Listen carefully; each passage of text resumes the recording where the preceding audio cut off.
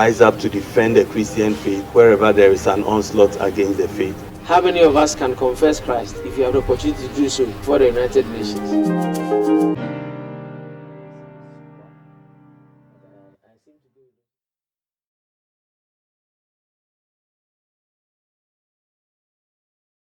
Welcome to SCOAP series.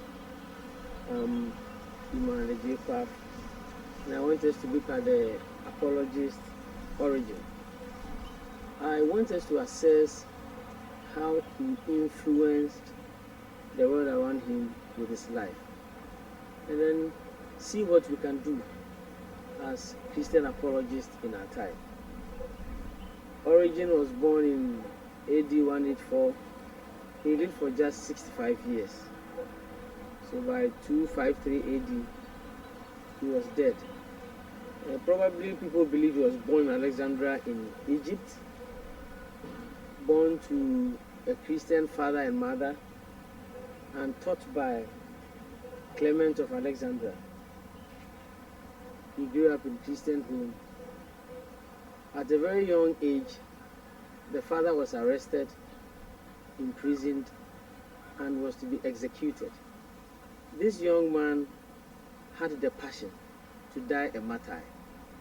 So when he got to know the father would be executed, he prepared to go and die with the father. The mother was scared, so she hid all his clothing, and Origen could not go because there was no clothes to wear to join the father in execution. After the father's death, all the lands he had were taken by the state. If a young man goes through such a thing, what we see in our time is people cursing God, people leaving the church, people blaming Jesus Christ, looking on unconcerned, whilst father is killed, properties are confiscated, and God takes no action. Origen was so committed to the cause of Christ, and he was ready to lose everything, including his life, for the sake of Christ. He carried the passion of being a martyr throughout life, until at old age he was arrested and tortured. There are many lessons for young apologists to grasp. In fact, as early as age 18, he was teaching grammar in Alexandria. He was so brilliant that he had the opportunity to head an institution as headmaster at a tender age. From his earnings, he was taking care of the mom and taking care of the family. Many lessons for young apologists to learn. You can't do good apologetics if you are not someone who would want to engage intellectually. If you leave the classrooms for the atheists, they will change our curriculum and teach our children what Christ does not want to be taught. In fact, Origen was so brilliant and engaged in academia to a point that many pagans brought their children to Origen to teach them. And by teaching, he converted many to be Christians. And this is what we mean by bringing Christianity to the marketplace. He was brilliant, he was a teacher, and he brought apologetics to bear in his Christian practice. In fact, it is said that before Origen, no one had ever written as many books as he has done. And he wrote a parallel Bible in 6 different languages. In those days, at that time, that is Origen. And I want us to refer to one of his quotes and learn a lesson from it. This is what Origen says.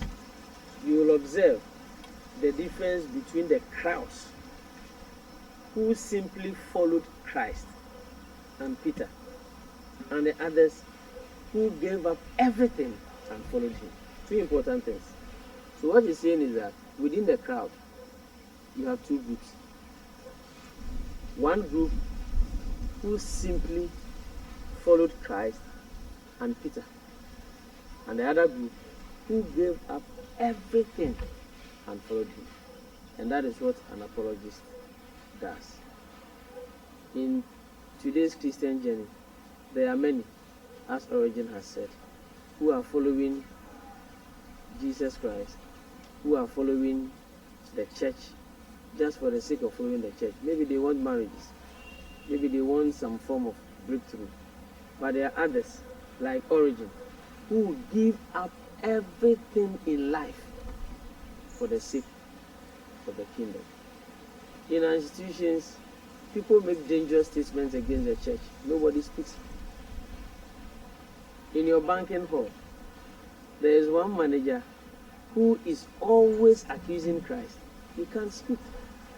In your school, there are professors who make fun of the kingdom of God and you are not talking. But Origen gave up everything for the sake of Christ. So he says, you will observe the difference between the crowds who simply followed Christ and Peter and the others who gave up everything and followed. It is my wish that you have young men and women who, like Origen, will look far and wish to lose everything they have, including their life, for the sake of the gospel.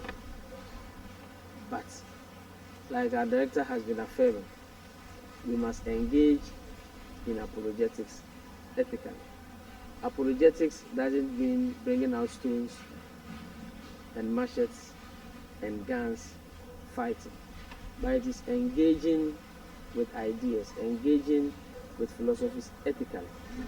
We must do that as bold as possible so that people will come to the saving knowledge of Jesus Christ. Remember, I told you that before Origen, no one had written as many books as he has done. And I don't know if there is any writer who has been that prolific like Origen after his death. Apologetics is serious business. It calls for attention, it calls for time, it calls for prayer, it calls for study, it calls for boldness, and it calls for big sacrifice. It is my prayer and heart desire that in our generation, as God moves from home to home, He will find you as an apologist who is ready to defend the gospel and stand for Christ. God bless you. We will come away another time with another series on SCOAP. God bless you.